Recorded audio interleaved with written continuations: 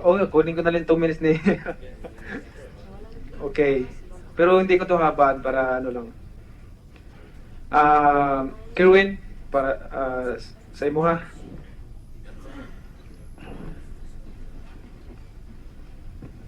Sa imong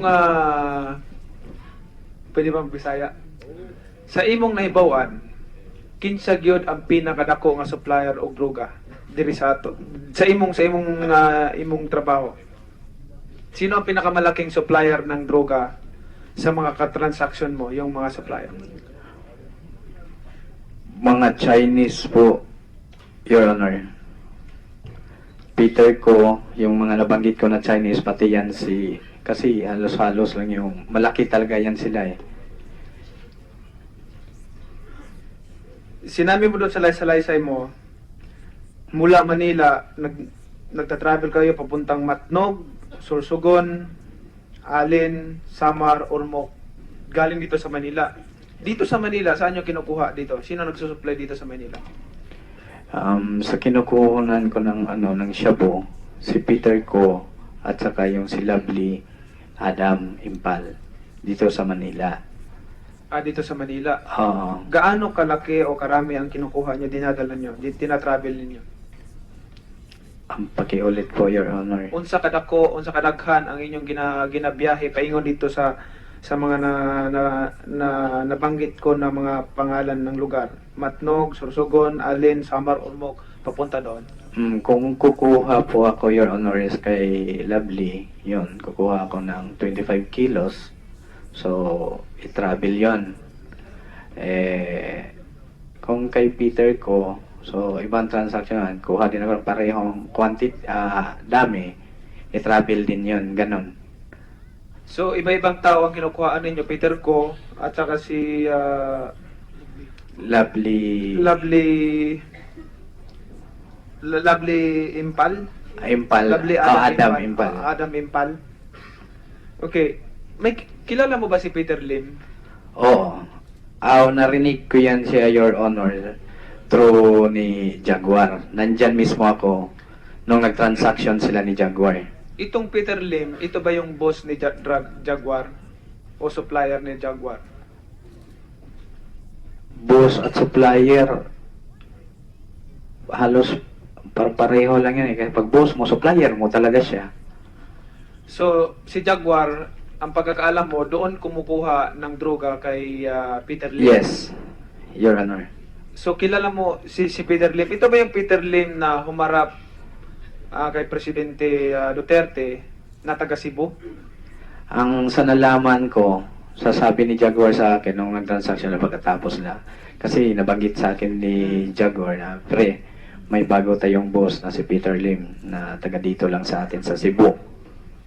So, yun. Ang yung taga Cebu na Peter Lim. Ito ba yung Peter Lim na may-ari ng Hilton Trucks? Yun. Hilton Trucks. Yun. Yun ba yung Peter Yun Lim? yun ang sinabi ni Jaguar sa akin. Sinabi ni Jaguar sa'yo na may negosyo siya ng mga equipment. Yes po, Your Honor. Opo, Your Honor. Oo. So naikwento sa'yo ni Jaguar itong Peter Lim na ito. Opo, Your Honor. Gusto ko lang linawan kasi for the record dahil itong si Peter Lim na may negosyong may equipment so humarap ito kay Presidente at naghuhugas ng kamay. Tapos wala daw siyang kinalaman dito sa mga illegal na droga. Itong illegal drug trade. So, but kinakwento sa'yo ni Jaguar before na ito si Peter Lim, itong may negosyo ng tracking. Heavy equipment. Heavy equipment. So, ito ang kwento ni Jaguar. Opo, Your Honor. Gusto ko lang linawin kasi ito yung tao na pumunta kay Presidente para gustong paniwalain si Presidente na wala siyang kinalaman. So, at least for the record, nalaman natin na siya yung tao na yon na taga Cebu. At pangalawa, sino-sino bang ito bang si Peter Ko, saan mo ba nakilala ito si Peter Ko? Through Lovely Impal. Lovely Impal. Lovely Adam Impal. Nakita mo na ba ito si Peter Ko? Oo. Na-meet mo Opo, Your Honor. Na-meet mo na si ano, okay lang. Okay lang eh. Oo, Bisaya man ta pero pareho. Oo, kay Mako. Okay lang. Malitik man gud na ko ang Bisaya. Okay, sige, okay lang, may problema. Thank you for your honor. Kailan Thank ni you, mo ni si Peter Ko? Na-meet na ni mo ni? Si Peter ko? Oo. Yung tao ko lang ang pumunta sa kanya doon sa loob ng MVP. Pero hindi mo pa ito na-meet si Peter Ko? Hindi pa. Pero ito ang Cellphone tawag. ito ang nagsusupply sa inyo ng droga. Confirm po na si Peter ko kasi yung tao ko, pinapapasok ko yan doon sa MVP na hinarap talaga si Peter ko at yung ibang Chinese si Hans. So ito lang si Peter Ko, sino pa ba yung iba na binanggit mo? Peter Ko, Peter Hans ang mga Eugene Chua. Eugene Chua ang mga supplier ng droga. Opo, Your Honor. Okay. Gusto kong malaman, dito naman tayo, balik tayo dito sa nabanggit mo kanina na target mo, yung binibigay mong allowance. Binibigay mong allowance weekly sa mga kapulisan natin. Dito kay magkano ang binibigay mo kay Matira every week? Yung first namin na ano ni Matera, yung SOP niya sa akin, yung weekly niya, is 15,000 every Saturday. 15,000. Pag nung sinabi mo na nag-usap tayo, pag captain 50,000 ang binibigay mo weekly. Yung kaya sinabi ko sa iyo ngayon, Your Honor, na 15, starting yon. Hindi pa siya official kasi matagal na, last 2012 pa yon. So, umangat siya, tumaas. Na-promote siya, na-promote din yung weekly niya. Oo. Oo. Ang allowance na depende sa promotion nila. Sa ranggo Pag nila. may ranggo ka na, tumaas yung ranggo mo, Taas din ang allowance taas mo. ding allowance mo automatic. Okay. Okay, so for example, like pag general, Ayun, malakihan, milyona na yon. magkano ang allowance nun? Weekly. Weekly kasi yung sa akin is 300,000 yung monthly, 75,000 yung weekly. Oh, so pagka halimbawa, kernel, magkano ang binibigay mo weekly? Kernel is mga 50 ang range ng 50 ganyan, 55. 50. Oh. Okay, nandito ba si Matira? Asa? Nandito ba si Matira? Nandito po siya, sir. Nasa gallery po. Pwede ko bang matanong si Matira kasi ito yung madalas na naikwento ni ano eh.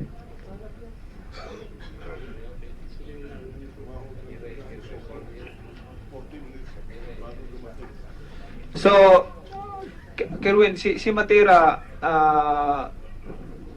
tumanggap, magkano binigay mo kay Matira? Nag 25,000 kami ni Sir Matera at nandun siya nung Nag 25,000. Mga magkano ang naibigay mo total? Lapit na matapos yung oras ko.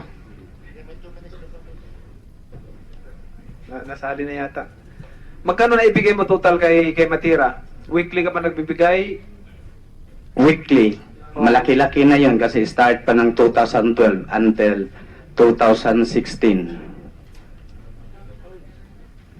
Ito na lang. Importanteng tanong ito.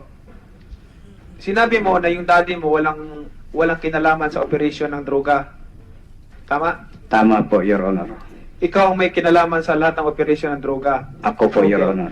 Pero nung nag-abot ka, nung kinuwento mo na nag-abot ka ng pera kay Colonel Marvin Marcos, sinabi mo na ang daddy mo nag-abot ng pera doon sa kay Marvin Marcos? Hindi naman yun sa ano, kasi sa election period yun, Your Honor. Oo nga, kasi sinabi mo dito sa testimony mo na ang daddy mo walang kinalaman sa droga, sa trabaho mo, Mm. at ikaw nakakaalam lahat. Pero nung kinuwento mo na ang daddy mo nag-abot ng pera doon kay Marvin Marcos. Kasi siya po yung kandidato, Your Honor, at election period yan. Part sa kanyang, yung time na yun, part yun sa election. Kasi yung pera na yun para sa protection doon sa election na yun. Kaya siya mismo ang nag-abot kay Colonel Marcos.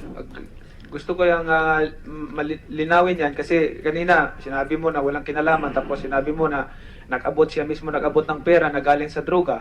So magkaiba na naman yung statement natin yan pagka ganyan. So nilinaw mo na dahil na kandidato siya, nag-eleksyon, dala pangampanya. Ayan ang ibig mo sabihin. Opo, Your Honor. Okay.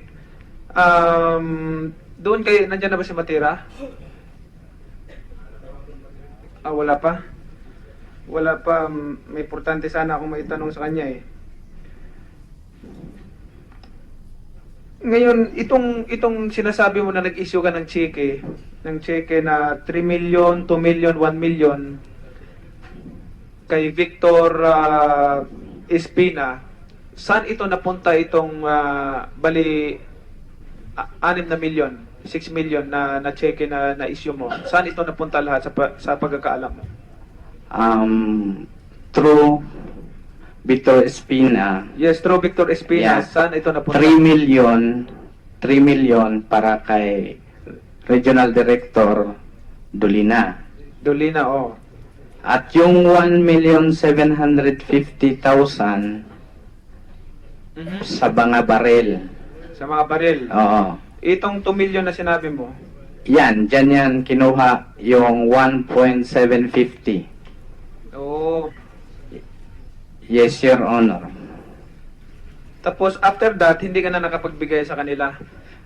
Pagkatapos po, Your Honor, ng 1.750 million, nagbigay ako sa kanila ng 1,250,000. 1,250,000. Yes. Para saan yan?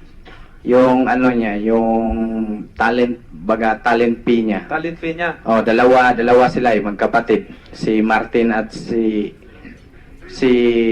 Victor. So, itotal mo yon parang 3 million. 3 million. 6 million po. Pwera yung 3 million na nauna, plus 3. 3 million. So, 6 million. ang 3 total. million po, Your Honor. Okay. Ito, malapit na matapos. 1 minute na lang ako.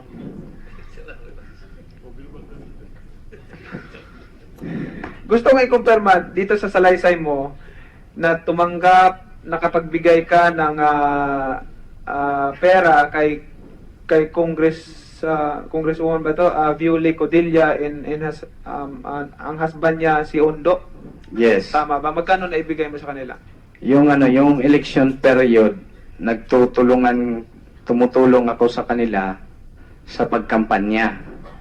Yun po yung ibig sabihin nun. Tapos, ang sinasabi ko na magbigay ako ng pera, yung may mga, halimbawa, magbiesta ng ormok, so voluntary akong magbigay ng pera para doon sa mga, halimbawa, may karerahan ng jet ski, ganyan, mga kasiyahan ba, Your Honor. Magkano na ibigay mo? Depende sa activity. Approximately, magkano? Halimbawa, minimum. Ilang beses ka ba nagbigay? Kada ano lang yun, Your Honor, kada piyesta ng Ormoc City. At saka, Ilang beses ka nakapagbigay sa kanila? once a year lang yun. No, I mean, ilang beses, ilang taon? Isang beses lang, o 2 beses, 3 beses? Siguro mga 6 na taon na siguro. 6 na taon ka nagbibigay sa kanila? Oo. Kada piyesta. Minimum o magkano yung binibigay mo? Your Honor, depende po yun kung ano yung mga activity para sa piyesta. Yung mga prizes. Depende sa mga activities. Yeah. Yes, Your Honor. Approximately, magkano total na naibigay mo sa kanila? Siguro nasa mga 500,000, Your Honor. 500,000. Gusto kong klaruhin mo ulit for the record na hindi kasali si Richard Gomez doon sa mga nabigyan mo. Hindi talaga yan. Okay. Kasi ang pagkakaalam ko, malinis yung tao. Oh. Yung brother-in-law niya, Mga ano yan, mga malinis na tao yan, Your Honor. okay, para maklaro lang natin. Wala na akong oras sa Mr. Chairman.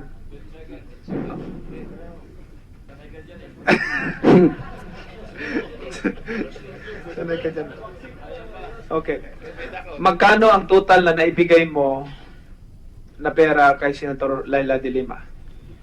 8 million, Your Honor. Total kapuuhan. 8 million. Okay. Thank you, Mr. Chairman.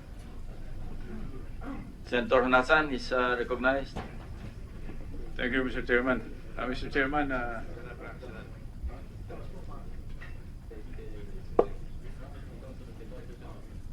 Mr. Chairman, susubukan kong bilisan. Kung may matira sa oras ko, ipapamana ko na lang kay Senator Dillon. Kerwin, magandang hapon. Maganda po ang hapon din, Your Honor. Nakakain ka ba? Ha? Nakakain ka naman na mabuti. Konti. Kon- Nakakatulog ka pa. Ako? Oo. Opo, Your Honor. Okay. Pasensya na po kasi Bisayang Hindi, Bisaya. walang problema yan, Kerwin. Kerwin, nasa national television ka. Yes po, Your Ito Honor. daming camera, no? So, ang nanonood sa ating lahat ngayon, mga nanay, mga tatay, mga kapatid, pamilya. Nanonood ba yung pamilya mo? Opo, Your Honor. Okay. Lahat ng pangalan na binanggit mo sa affidavit mo, at saka siguro yung mga babanggitin mo pa na pangalan, kung magkaroon pa ng supplemental affidavit, lahat yan may mga pamilya. No. At magandang pagkakataon ito para sa'yo, para tumulong. Opo, Your Honor. Thank you. Desidido ka naman na tumulong, ano? Oh, desidido. Okay. Itong hearing na ito, pananaw ko lang ito, no? Yung mga senador, hindi naman kami mga investigador. Okay. Hindi kami mga soko. Ang nakakaintindi niyan, sina General De La Rosa, si General Bato, no? Yung NBI, si Secretary Aguirre. May tinatawag na due process, no? Itong hearing na ito para matingnan at mapalakas yung batas.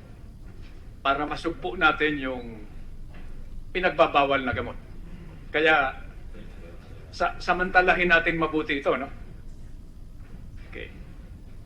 Lahat ng banggitin mo na pangalan, hanggat hindi napapatunayan na inosente, okay, na guilty o inosente, mag-iingat talaga tayo. Dahil national television nga eh. Alam mo naman yung mga kababayan natin, no? Pag nabanggit yung pangalan mo, minsan hindi na sila nagtatanong. Okay. So magsisimula ako doon sa simula. Sabi mo nagsimula ka ma-involve sa droga noong 2004. Yes po, Your Honor. Ngayon, ang tanong ko, bakit ka na-involve sa droga? Pangangailangan ng pera? Mahirap ba yung buhay nyo? Negosyo lang ba? O anong dahilan? Bakit ka na-involve sa droga? Nangangailangan po ako, Your Honor, para sa sarili ko. Para sa pamilya mo? Yung time na yon para sa sarili ko kasi may bisyo ako noon eh. Gumagamit ako ng droga dati. Yun sana ang itatanong kong susunod. Di ba? So, nagsimula ka na may bisyo ka. Yeah. User ka muna. User. Okay, and then, Your Honor. ano nangyari? So, user ka, para masuportahan yung bisyo mo, ginawa mo negosyo para masuportahan yung bisyo mo at makapaghanap buhay, kumita. Opo, Your Honor. Okay. Yun naman ang susunod na tanong ko. Marami tayong narinig, may, di ba, yung mga salita, yung mga pangalan, drug lord, pusher, user, distributor, protector. Doon sa mga binanggit ko na pangalan, pwede ka magdagdag. Ano ang kategorya mo doon? Ikaw ba ay user pa rin? Drug lord ka ba? Pusher ka ba? Distributor or all of the above? Distributor po, Your Honor. Nung nag-distributor ka, gumagamit ka pa? Wala na. Wala na. Wala na. So talagang negosyo na lang. Yes, Your Honor. Okay. Ngayon, yung susunod na katanungan ko, ano ba ang organisasyon ng yung mga na-involved sa negosyo ng droga? Meron din ba kayong, ang tawag namin dyan, chain of command? No? Meron din ba kayong asosasyon? O may regional commander din kayo? May provincial command? Meron, pwede bang dagdagan mo yung kaalaman namin? Kung paano ang organisasyon ng mga involved sa dangerous drugs. Doon lang sa lugar, yung personal ito na alam mo. Yung sa amin sa, sa Region 8, kasi nasa Region 8 talaga yung operation ko. So doon, sa may mga underling ako na mga tao, so nagtutulungan talaga kami kung may mga problema, ma-personal o manong problema, yung membro o nasa line-up namin. At ang pakinggan nila na command yung sa akin, yung mga nasa ibaba ko, sila yung mga kikinig sila sa akin. So, Kerwin, ikaw ang regional commander. Masabi mo ba yan? Hindi. Sa buong Region 8, ikaw ang bossing. Hindi. So, may mas mataas Hindi pa po. sa'yo. Meron pa po. So, kung ipareho mo dun sa, let's say, yung sa kapulisan natin, nasaan ka doon? Provincial commander ka ba? O hanggang Albuera ka lang? Saan ka? Provincial commander. Provincial commander ka. Maybe a better analogy is yung networking Networking. or sa sales siguro. Doon na lang. Kung ano yung sakop niya, kung saan siya kumukuha. Siguro mas maganda kaysa sa... Kasi pangit pating analogy yung sa police. Yung sana ang itatanong ko susunod. No? Pero I will submit to the wisdom of the chair. No? So yung sakop mo yung Region 8 lamang o hanggang Albuera ka lang. Ano ang impluensya mo? Saan ka nagdi-distribute? Your Honor, hindi talaga buong Region 8 ang nasakupan ko sa illegal drug trade ko. May mga portion lang ng Region 8 na ako ang humawak. Portion lang. Oo. Okay. Ngayon, pupunta na ako dun sa punto ng ating chairman. No? Yung mga police na involved, no? Ano ba sila? Protection lang? Pero sabi mo, nagpapalitan din kayo ng droga, di ba? Pag kulang ka, naubos yung supply mo, bibigyan ka nung mga na-involved mga kapulisan. By the way, ilalagay ko ito sa record. No? Sinabi mo na rin kanina, karamihan ng kapulisan natin matitino. Tama? Opo. Iilan lang ang naliligaw ng landas at na-involve dito. So sila ba ay kasama dun sa grupo mo o may hiwalay sila na grupo? May halimbawa, Your Honor, magbigay ako ng mga example. Halimbawa, sa nalaman ko lang na grupo doon, Your Honor. Colonel Marcos, Major Abordo, si Colonel Matera, at si Leo Laraga, at si Sir Chowa, grupo yan sila doon. Kung titingnan natin sa record doon sa based on assignment nila, yung mga pangalan na yan, ang nag-ikot-ikot lang sa hindi pa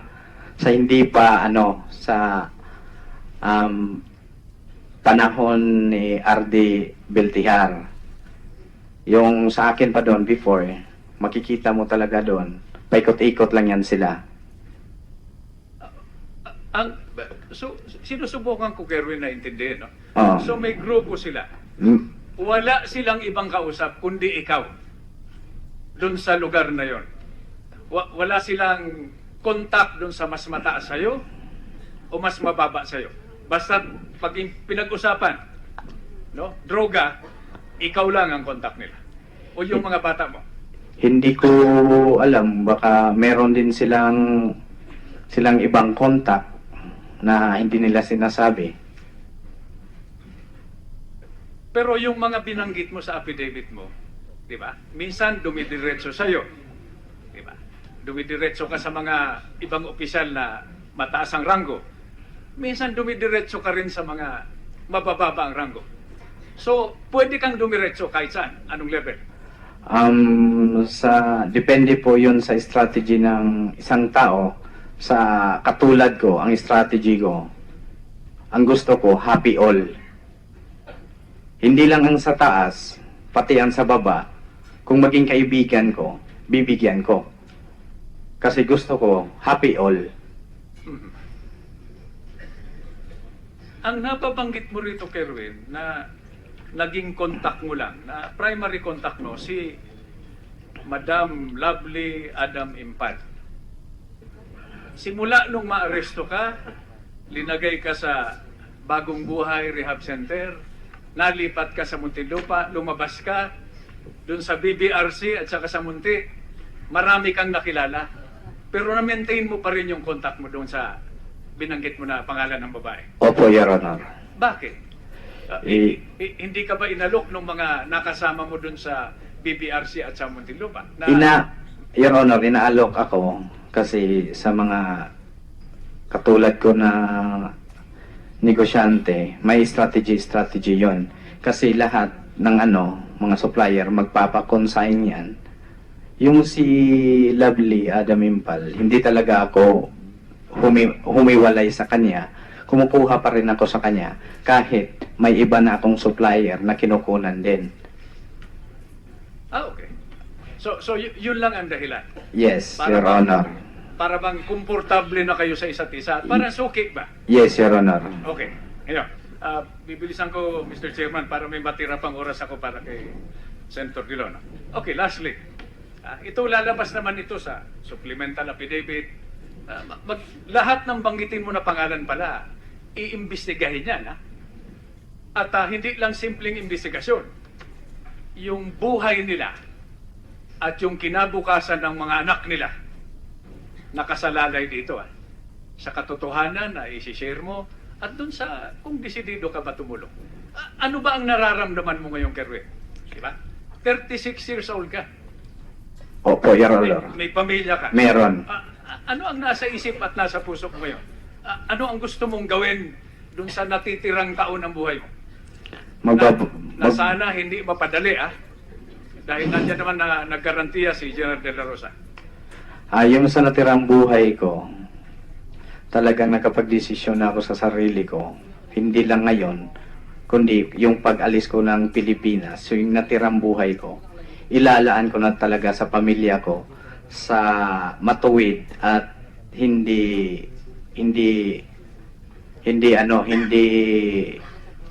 nasa droga. Iiwan ko na talaga yung mga masamang mga ginagawa ko. Importante yan dahil sabi ko nga kanina, Kerwin, nasa national television ka. Nakikinig yung nakikinig yung pamilya ko . Yes, Nakikinig yung Your anak. Honor. So para na ito sa mga anak natin. Okay. Ngayon, Kerwin, sabihin ko sa iyo, hindi mo na may isasalba yung tatay mo. Sabi mo kanina, wala siyang kinalaman sa ginawa mo. Hindi ka lang niya madisiplina. Siguro yung pagkamatay ng tatay mo, magbubunga ng kabutihan. Dahil pagkakataon mo ngayon, para bawiin yung pangalan ninyo at siguruhin na itong nangyari sa iyo at nangyayari sa napakaraming mga kabataan natin, hindi mangyari sa mga anak mo, sa mga anak namin at sa mga anak ng ibang mga Pilipino na talagang naapektuhan ang talamak na droga. Naintindihan mo yan, di ba? Yes, Your Honor. Dahil iniisip ko pa sa sarili ko kung depende yan sa gagawin mo sa mga darating na araw kung ikaw, para sa akin, ay kalaban o kakampi. Okay, alam mo naman kung saan kami nanggaling ni Senator Lacson, di ba? Okay. Lastly, sa tingin ko, ang magagawa mo lang, hindi na ako magtatanong sa iyo, ano ba ang gagawin natin para masumpo itong droga? Ito, pakiusap ko lang sa iyo. Tulungan mo si General De La Rosa. Siguro naman nag-usap kayo, di ba? Opo, Your Honor. Tulungan mo siya, no? Tulungan mo yung mga ibang nag-iimbestiga para unang-una lumabas yung katotohanan at mapagtulungan natin na sugpuin itong droga dahil pinasok na nito yung mga bahay natin. Mga eskwelahan, kalsada, di ba? Yung mga eskinita. At may mga tao pa sa gobyerno na involved. May mga pulis pa. Although iilan ito, no, pero naapektuhan yung lahat tayo. Naapektuhan. Siguro naman na tama lang yan, di ba, na gawin mo. Dahil kung naligaw ka ng landas, pagkakataon ito ngayon para siguro kung nanonood yung papa mo ngayon, malaman niya na nagbago ka na talaga. Hindi lang alang-alang sa iyo, sa sarili mo, sa pamilya mo, kundi sa pamilya ng napakaraming Pilipino. Nagkakaintindihan ba tayo, Kevin? Opo, Your Honor. At 100% na bitawan ko na talaga yon at makipagtulungan ako sa gobyerno ngayon para masugpo to. Thank you, Mr. Chairman. Thank you. Senator Drilon is recognized. Thank you. First, I ask a series of questions from the Secretary of Justice. Mr. Secretary, if and when you conduct a raid in the National Bilibid Penitentiary o Muntinlupa, kayo po ba nag-a-apply o mag-a-apply ng search warrant? Mr. Chair, we did not apply for a search warrant Sorry? last July 20 when the SAF took over. I'm sorry, you applied? We did not apply for any search warrant when the SAF troopers took over last July 20. You did not apply for a search warrant. Yes, Mr. Chair. And there is no need for a search warrant because they are the inmates are under the control of the government. Is that correct? I believe so, unless there will be special circumstances that the administrator of the penitentiary would not let Yes. other government officials to in the penitentiary. In this case, it is established that a search warrant was applied for before they raided the provincial jail. Is that usual? Very unusual. That was, but that was what we were made to understand. That the search warrant was applied for. And so this is not usual. No, not a long shot. Your Honor. Not consistent with ordinary procedure that you apply. That's right, Mr. Chair. Now, also testimony here was given that Colonel Matira, at 3:48 in the morning, if I'm not mistaken, called Soko, asking Soko to go to the Leyte Provincial Jail. The raid was conducted at 4:30 a.m. The circumstance seemed to anticipate na may mangyayari at 4:30. Is this usual? Very unusual, Your Honor. As a matter of fact, instead of calling for the SOCO, kung talagang gusto nilang they want to enforce or implement the search warrant, they should have called for the barangay officials in the area. I don't know if there are barangay officials. Well, I don't know, but none was mentioned. Again, this is very unusual. That's right, Mr. Chair. Now,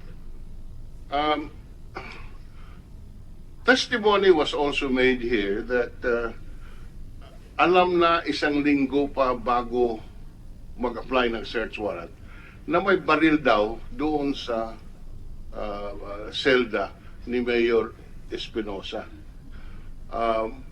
If you were, as you are supervising today the NBP, if you receive information today that there is weaponry in any particular cell, what would you do? As the administrator of the penitentiary, the jail, then all we have to do is to search, make search inside the jail This very, and seize the contrabands very same day or the following day or soon as possible time? immediately, as a matter of fact, Immediately. Mr. Chair. You will not wait for 1 week before you apply for search warrant. That's correct, because especially the gun is could be passed on to anybody. And you find that most unusual. Very, very unusual, Mr. Chair. Now, Mr. Secretary, would your NBI, for example, who is in possession of a search warrant, and the search warrant is to be served inside a provincial jail, would you find it usual that it be served at 4:30 in the morning? No, it's very unusual. Yeah, the better, why don't you wait for about 1 hour after, then it will already be daytime, and you could ask for the barangay captain and let others, the media, witness it. Usually, if you have nothing to hide, you usually conduct this search warrant during daytime. And conducting it at 4:30 in the morning is most unusual and not consistent with your procedure. That's correct, Mr. Chair. Now, on record, there were 19 who served the search warrant.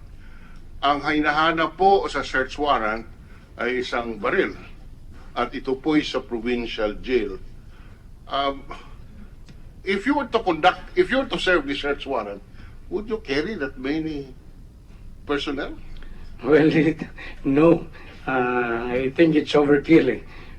Over 3 or 4 personnel of the PNP could have done that. Now, so all these circumstances, Mr. Secretary, would lead you to the conclusion that there is premeditation here. I think that's premeditated. It's premeditated murder on Mayor Espinosa. I would not, Or premeditated killing. from what happened, from what they've done, all of the, what they did are premeditated. As to whether the ultimate result that killing Mayor Espinosa is murder, it is subject to, well, more minute investigation. That is why I withdrew the term murder. I said killing. Yes, Mr. Chair. Premeditated killing. That's right, Mr. Chair. Premeditated murder.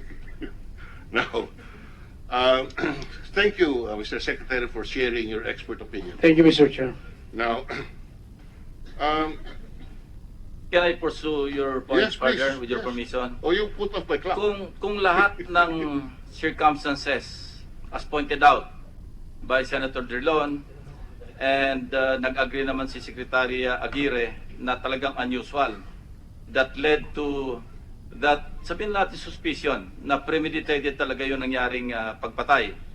Ang tanong ko is, ano yung status ng cases, both administrative and criminal, dito sa pangyayaring ito sa Baybay sa provincial jail? General De La Rosa and Secretary Aguirre, because the NBI also conducted investigation, di ba? That's Yung right, criminal Mr. Chair. aspect. Of course, yung criminal aspect, kasi yung NBI hindi naman pwedeng mag-imbestiga ng administrative aspect ng kaso. IAS ang nag-conduct ng investigation sa administrative aspect.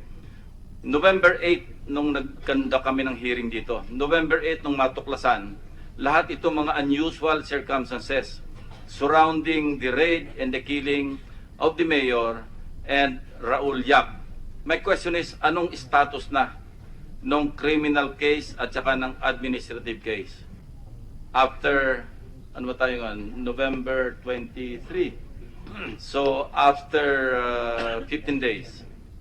I could only answer, Mr. Chair, with respect to the parallel investigation conducted by the NBI. They gathered all the statements in connection with the killing of Mayor Espinosa, but we have yet to receive their final report on the matter. So I don't know with respect to the PNP, if they filed the necessary or any complaint before the our National Prosecution Service. Kasi I would suppose after, say, 13, 15 days, dapat siguro may referral na sa prosecutor's office. Ano? Kung talagang nag-conduct ng investigation, hindi naman masyado mahirap imbestigahan because all the pieces of evidence, nakita na rin natin dito eh. All you need to do, siguro, is kumuha ng records, mga statements dito na kinuha, pati yung sa SOCO, lahat. So I'm just wondering, kung ano yung status ng kaso. Chief PNP De La Rosa, kindly respond. Your Honor, as far as the criminal case is concerned, as of November 7, Your Honor, nung pagpasok na lang NBI sa investigation, tinerminate na lang si IDG yung kanilang investigation at turn over sa NBI, Your Honor. As far as the administrative case is concerned, the case is still with the Internal Affairs Service, Your Honor. And ongoing yung ginagawa ng investigation, Your Honor. Yes. So anong status sa IAS? Pre-trial? Good morning. May summary, good hearing afternoon, na ba? sir. We are done already with the investigation. We are now serving our notice to the So, tapos respondent. yung pre-trial nyo? We already filed the case against the respondents. So summary hearing na. For counter affidavit, sir. Then, ano status? PCI, pre-charge Pre-charge investigation. investigation for them to submit their counter affidavit, sir. So I'd like to find out from the NBI kung ano na yung status ng criminal complaint. The NBI made a parallel investigation on November 9. So that was 14 days ago. We are going to follow up with our NBI as to whether they have already concluded their report on the matter. The last time I talked to our chief, Tanti Giran, he was the one who went there personally after I ordered the parallel investigation. He said that they're preparing the final report on the matter. So I hope that following this up with the NBI, we could file the appropriate cases or complaints if warranted. Thank you, Senator Drilon. With the permission of Senator Delano, which I asked previously, just a follow-up. Same issue, of course. Thank you. Of course. Don't worry, I'll watch your clock.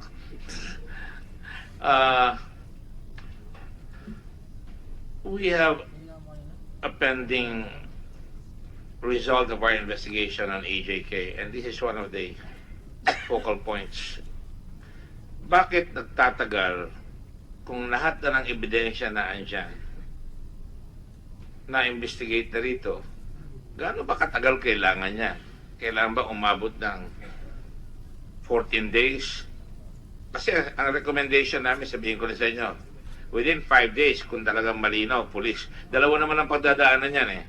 I am addressing this both to the Secretary of Justice at saka kay General Bato de la Rosa. Number one, administrative case. General de la Rosa is authorized to immediately suspend or dismiss summarily. Summarily. No, nakalagay. And then two, sa Secretary of Justice, sa Secretary of Justice, kailangan ba tumagal lang 5 araw? Ano ba talaga reasonable amount? Because andyan na lahat. Andyan na yung SOCO. Overwhelming. Kaya na, itinanong ni Senator Ron, natanong na rin namin lahat dyan ng araw at mabuti na reinforce, no? Makita nyo, all the signs of premeditated killing is there. How long does it take? Kailangan bang mabot ng 14 days yan? 5 days siguro, kukunin na lang yung mga affidavit yan eh. Pa-file. Bakit nagtatagal ng ganyan katagal? Because it's parang we're grinding the people. Kung ikaw ay namatayan, kawawa ka talaga. Maghihintay ka na matagal. Ano ba dapat ang reasonable time na dapat ibigay sa inyo? Kasi kung ako yan, 5 days. We will, Mr. Chair, we will follow it up with NBI to file the cases, the complaints that is warranted by the investigation. What happened here, Your Honors, is that the NBI did not actually conduct the investigation on the ground. All they did was get the No, different statements from the witnesses. And I think these are the affidavits or statements that were already submitted to the Senate.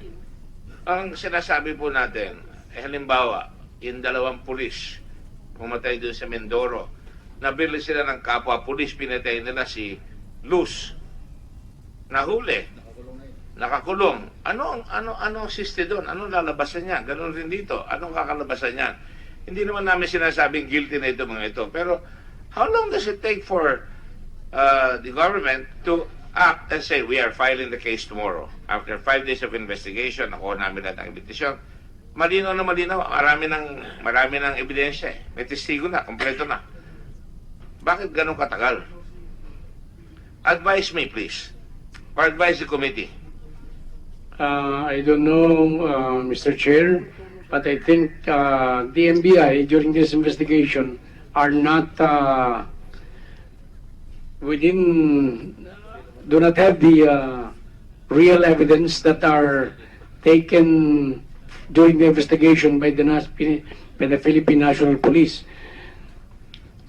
They don't know what happened to the CCTVs and other footages.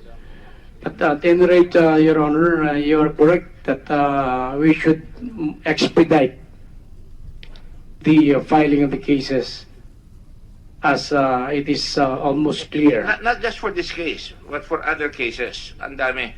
Pag nahuli ang pulis, automatic ang IAS. Itong contention ko may IAS eh. Dapat automatically, nakuha niya yung baril, ay yung pulis, inamin niyang binaril niya. Ang tatanungin niya lang, ito ba justifiable self-defense yung ginamit?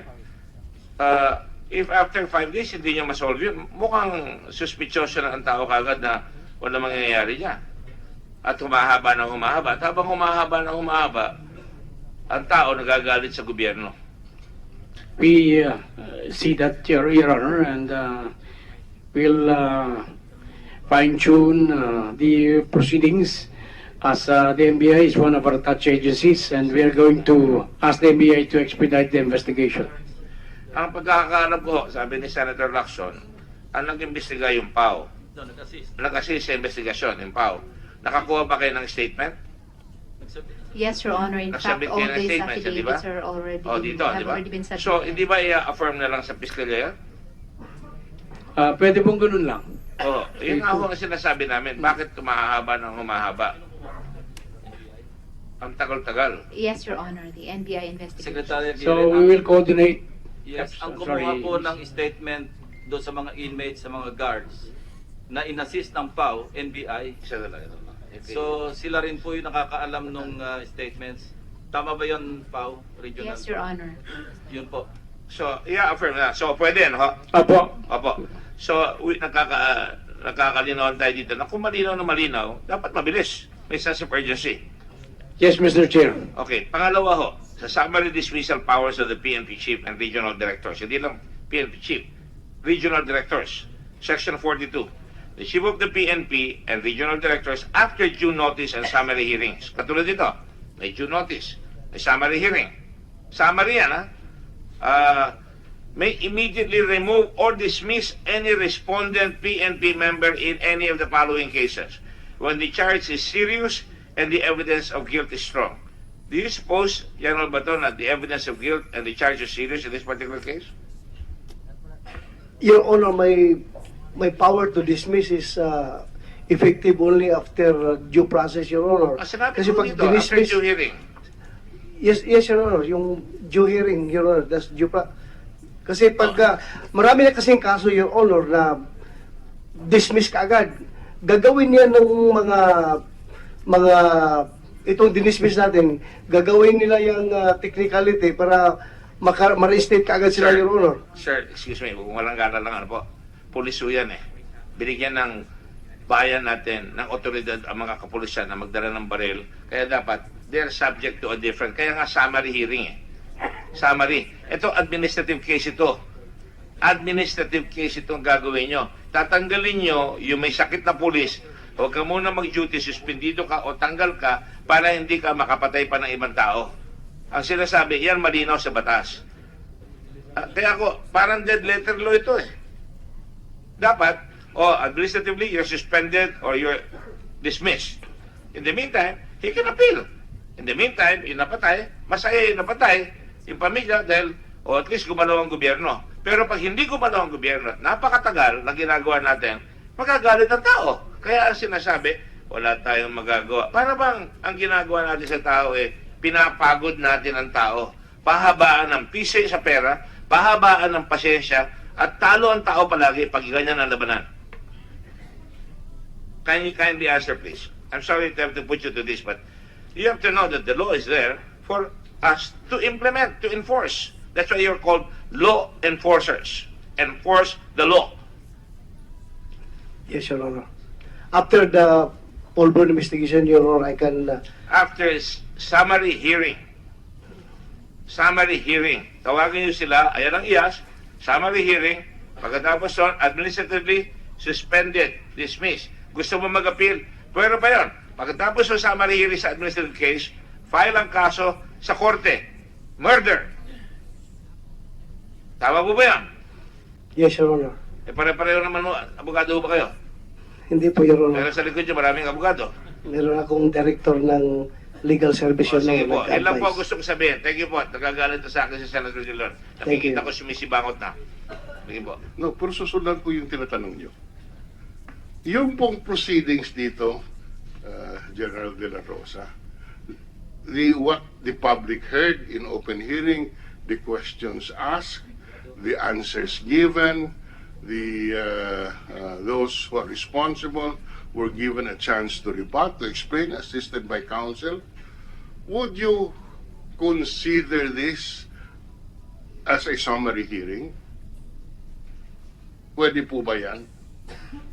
Dahil ang summary hearing, pwede po bang lahat na transcript dito ibigay ng IAS? Administrative lang ito eh.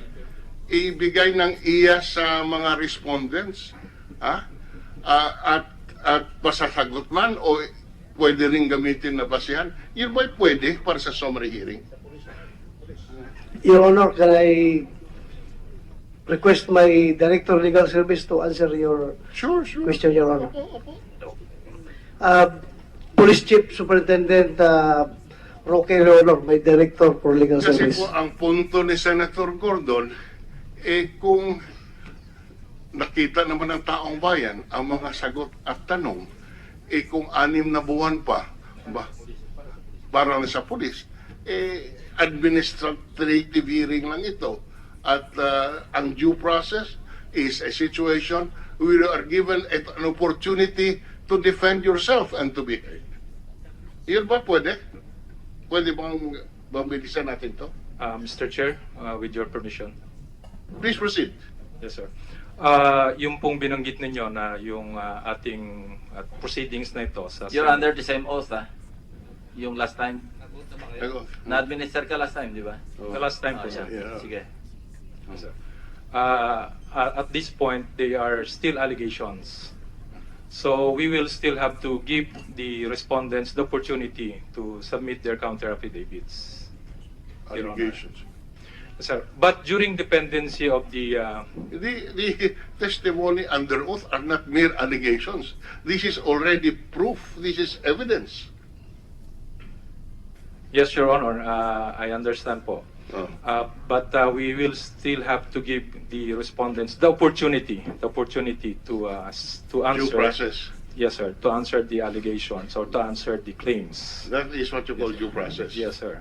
Si Mayor Espinosa ba nabigyan ng due process? Nung binaril ba siya doon sa kulungan sa provincial jail, may due process ba siya?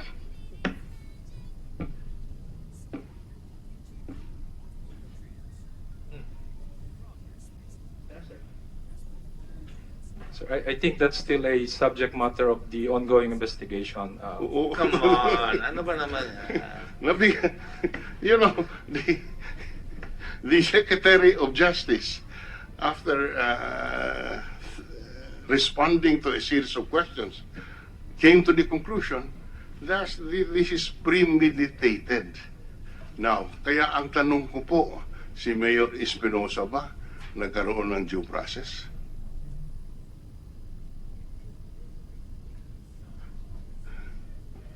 Given Ako meron akong tanong, Senator. Sige, sir. Do you believe, based on what you heard, based on the statements, based on all the documents presented dito, I'm sure meron din kayong kopya, would you believe na merong preponderance of evidence? Because we're talking of the administrative case lang, would you believe that there is preponderance of evidence? Yes, Your Honor. Given the testimonies and the documents presented at this point, Thank you. I believe there is. Sige. So, may we know when the matter can be decided administratively with due process, even if the deceased, Mayor Espinosa, obviously did not enjoy the same privilege? May we know that the rough timetable? Your Honor, since you are the IAS, we have with us our acting chief of the Legal Affairs Division to answer this question because she's the one handling the summary hearing, Your Honor. So, yeah, okay, so she's the one who can answer. Because we will hold you to this. That's the reason why Senator Gordon asked those series of questions, because we want to hold you to a timetable so that precisely our public, that is, who can have, the public's faith in our justice system can be restored. Kaya nga po nagkakaganito, there is a feeling of impunity because walang reaction sa publiko. At kung lalo pong mababaon ang tiwala ng taong bayan, kung sa susunod na taon nyo pa, isang taon pa ito bago madesisyonan. That's why I'm asking you the question. When will you decide on this case? After due process. Good afternoon, Your Honor. I'm Attorney Sheila Ojano Castillo, Your Honor. Your Honor, we conduct summary hearing proceeding, Your Honor.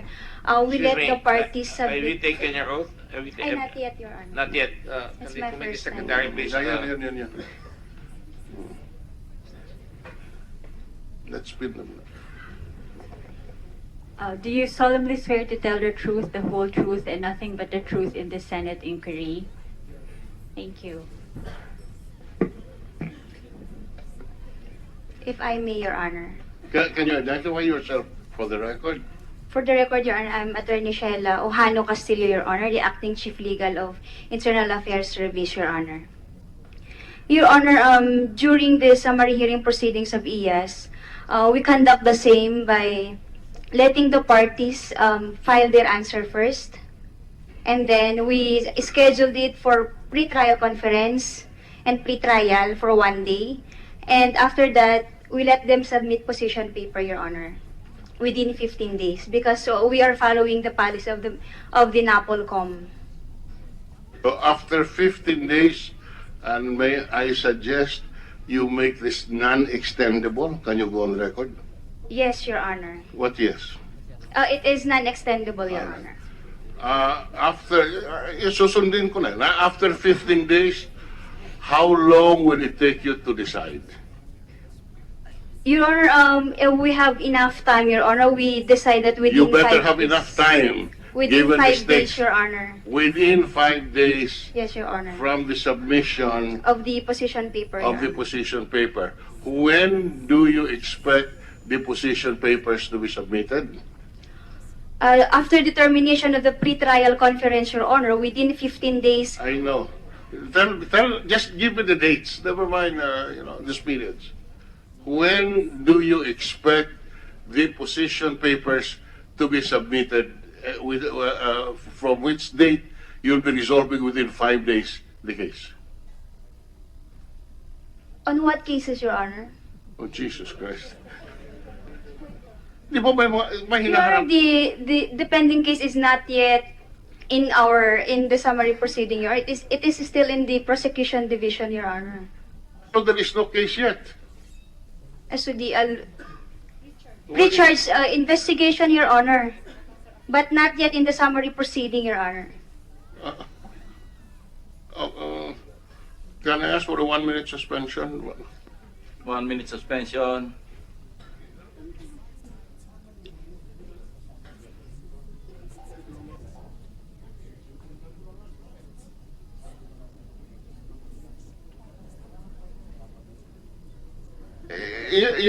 Can we resume? Hearing is resumed.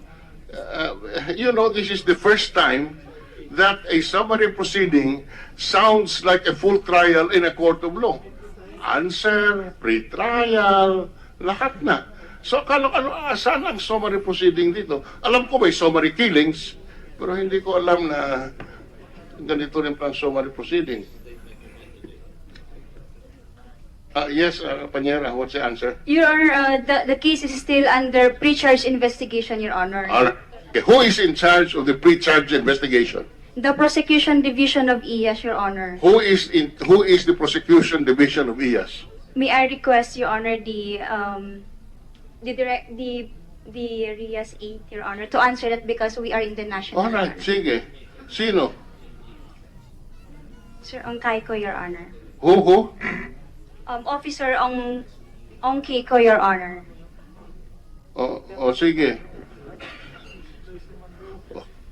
Can you be under oath so that we will hold you to your statements? Sir. Sige, can you stand up please Sir and take your oath? Ongkaiko, may I request you to please stand? Tapos na kayo. Sige. Sige. Just for the record again, your name is? Police Superintendent Ongkaiko po, sir. Police Superintendent Ongkaiko. You are head or you're in charge of the? Sir, I'm the acting director of RIAS 8. Okay, now, you're in charge of this case. Yes, Your Honor. What is the first thing that you have to do? Sir, as far as RIAS is concerned now, we have already through with the motu proprio investigation. Okay. So, the case now is elevated to pre-charge investigation. And we are now ready to furnish a copy the respondents of for their to submit. Pre-charge investigation. Yes, Your Honor. May investigation na kayo, mayroon pang pre-charge investigation. Yes, Your Honor. Tapos pagkatapos ng pre-charge, after the pre-charge, sir, we will now go to summary hearing proceeding. Summary hearing. And then after that, may summary hearing na naman. Wala na po, sir. Hindi, doon sa kanya eh. Sa ano yun? Ano yung... No more, sir. After the summary hearing proceeding po, we will submit for the result of investigation. To submit Resolution, where? yes. Where? To the disciplinary authority po. To the disciplinary authority. Yes, you po. can make a recommendation na Yes. whether to dismiss the officer or to acquit him. Yes, Your Honor. To whom do you submit that? To the disciplinary authority po. Who is the disciplinary authority? The Chief NP. All right. When can you submit that that recommendation? Given all the circumstances. Within 30 days po, Your Honor. Within 30 days. Sige lang. So, within 30 days, meaning by December 23? Pasko na yun eh. Sa Pasko. Yes, sa Your Pasko, magbibigay kayo ng recommendation nyo. Yes, Your Honor. And how many days must it be acted upon under your rules?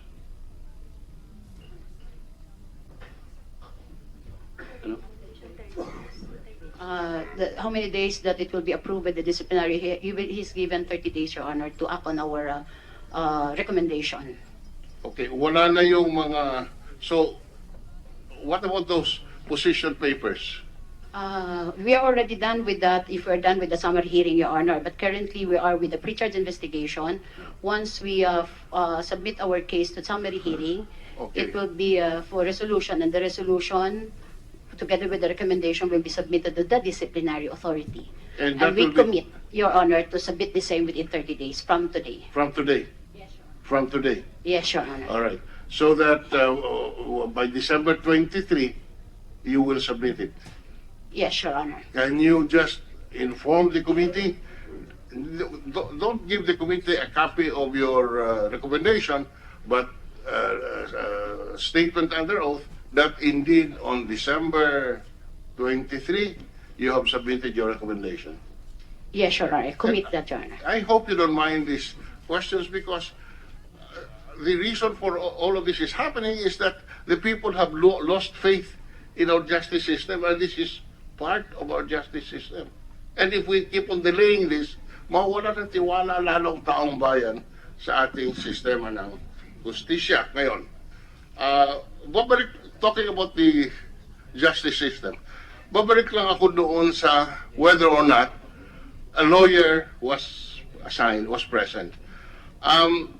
Was Mayor Espinosa assisted by counsel or was given... We're giving you additional, 2 or 3 minutes? That's my turn. That's your turn. Okay. That's okay. He's on a good point. I know, no problem. I'm not complaining, but I'm waiting. But you two guys also interrupted me. Of course, we're the chairman.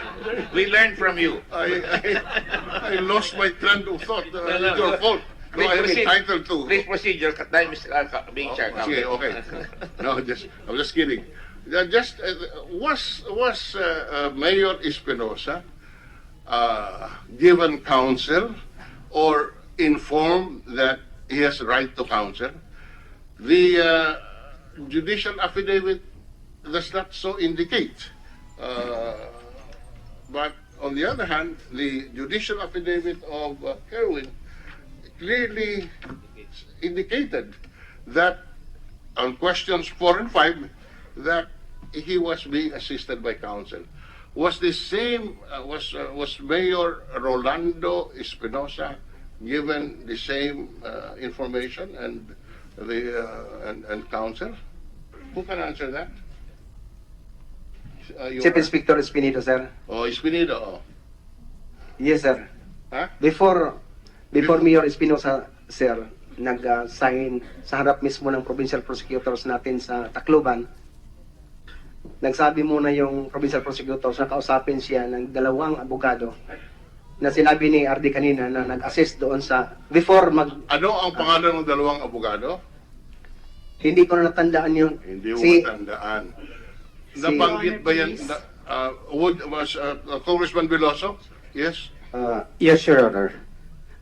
The problem really with these police officers is that they think that giving a witness at the time of subscription under oath before a prosecutor, a lawyer, that already satisfies the requirements under Article 3, Section 12(1) of the Constitution. Remember that provision of the Bill of Rights is an injunction against the state. Yeah. Kalaban mo dito ang pulis.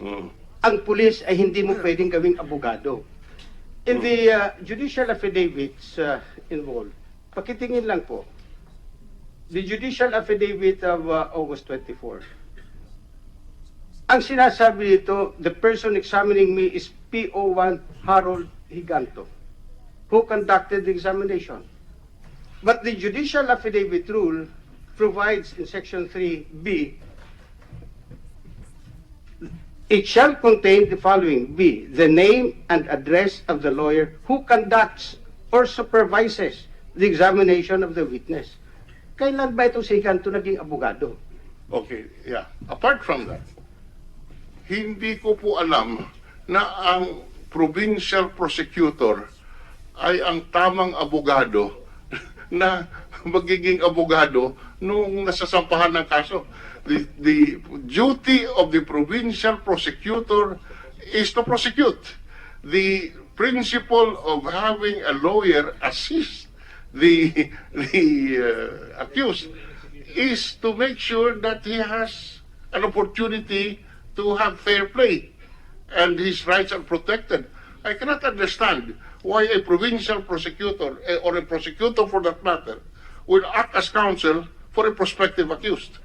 Mali po yan. Correct, Your Honor. And besides, the last sentence of that provision in the Constitution Section 12, paragraph 1 says, this right cannot be waived. So hindi mo pwedeng palitan ang abogado ni Mayor Espinosa by a police named Giganto at dito sa supplemental affidavit by another police officer, PO2 Rodolfo Vasquez. Talagang sinira Okay. ang constitutional rights ni Mayor Espinosa. Can we have the Secretary of Justice express his view on this point? Well, it's in connection with the due process of the Constitution. Compliance with the requirement of counsel of due process. Was due process complied here? Well, the counsel must be the counsel of the choice of the respondent, and nobody could give a counsel to him until and unless he was given such opportunity. It was only when the respondent rejects it, and perhaps we could supply a counsel of by the government. And of course, it is totally improper for a prosecutor to act as counsel. Definitely for the accused. Yes. Definitely. It's unusual. Well, it's not unusual. I think it's illegal. You must appear only for the government. It's illegal. Very good point. That's why we're just wondering. Okay. Just one point with the permission. Just isa na lang. Okay. Oh. Oh, very good point, sabi ng chairman. Oh, sige nga. Oh, now. Sino? Paano ito si... Kerwin, sabi mo noong 2004 ka pa nag-umpisa magnegosyo sa droga. Tama po ba yan? Tama po, Your Honor.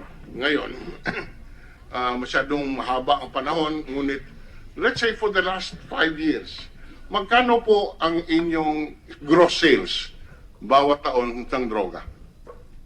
Magkano ang naibibenta niyong droga? Sa nakalipas, let's say na 5 taon, umpisa natin just off the top of, ano lang, talagang estimate lang. Nililista mo ba ang sales mo? Hindi. Kerwin? Your Honor. Nililista mo ba ang benta mo? Hindi. Hindi. Hindi. Alright. So, sa recollection mo lang, magkano ang gross sales mo noong let's say 2013? 2013. Magkano ang ano? Depende po yun, Your Honor, kasi ibibigay namin consignment. Kaya yung nga, iba. Hindi. Yung ano lang, estimated, ano lang. Estimate lang, oo, estimate. For 1 year. Oo, for 1 year, 2013. Estimate lang. Just so we can get an idea of this.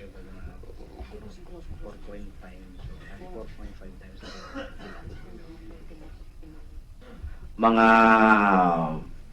estimated siguro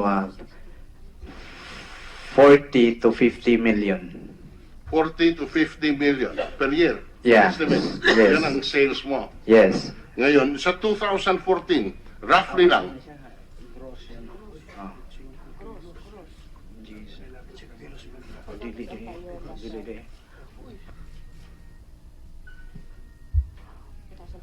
2014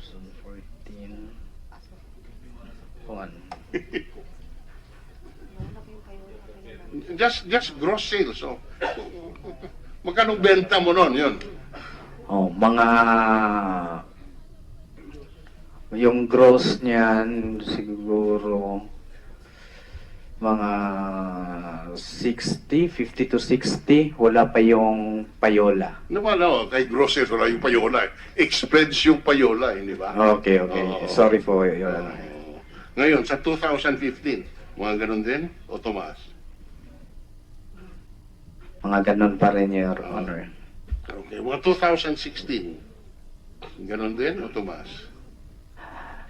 Hindi ko na makompleto po yung 2016 kasi umalis na po na ano lang, palabansa. yung ano lang, just estimate, hindi naman First rate lang. month.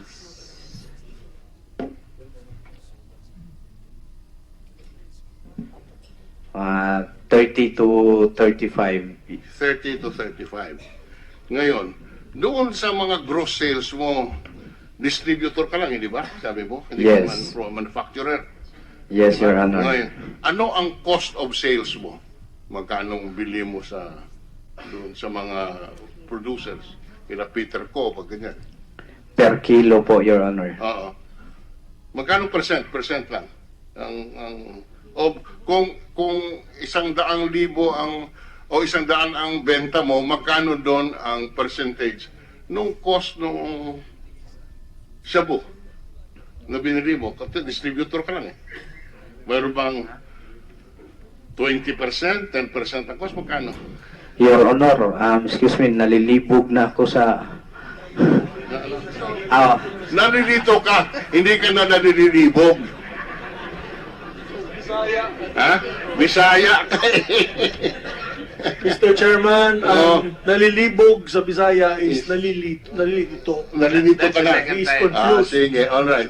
Now, my point is, alright. We can forgive him. He's Okay, my kababayan. siguro, ano na lang, just a straight question. Kung magkano ang kinikita mo, kung ang sales mo ay 50 million, magkano yung neto sa'yo doon? Sa 50 million siguro nasa kalahati. So, 50%, 100%, in other words, kung kalahati, 50% 50%. ang tubo mo. Tama po ba? Oo. Opo, Your Honor. Magkano ang SOP mo dyan? Sa 50, let's say, 100 million ang sales mo, 50 yung gastos mo, doon sa 50%, magkano ang SOP mo? Ang pambayad sa pulis, ganyan. Yan, gas. Pwede, meron din siya. Distributor lang siya. Yung meron siya raw materials. Cost of sales. Hindi, kaya nga, magkano? Just to give you an idea. Just this last question. Sa 50 million, Your Honor, may 20 plus ako na payola. Okay. So, 20 million plus na payola. Opo, Your Honor. Okay. I see. So, doon sa kinikita mong 50 million or 50%, hindi mo nare-report ito sa income tax mo, no? Tinatanong po kita, ikaw ba, ano lang, just for the record, hindi ka nagbabayad ng buwis dito. Objection, Your Honor. What? The witness has to be appraised of his rights. It's right against self-incrimination. No, for all you know, the answer is no. I don't do it. May mga legitimate business po din ako. Sige, thank you very much. Thank you po sa interruption ni Senator Gordon. Senator Miggs, Subiri is recognized. Maraming salamat, Chairman Gordon, Chairman Lacson. Just for the record, excuse me, I will interrupt again. We have to apply the same norm when we apply to the police, that they must respect the rights of the accused. When you ask somebody whether he's paying his taxes, that is a criminal case that can be filed against him. So that is his right. We went to the same law school. I think he was absent when that was done. Thank you very much. Thank you, Mr. Chair. May hapon, Kerwin.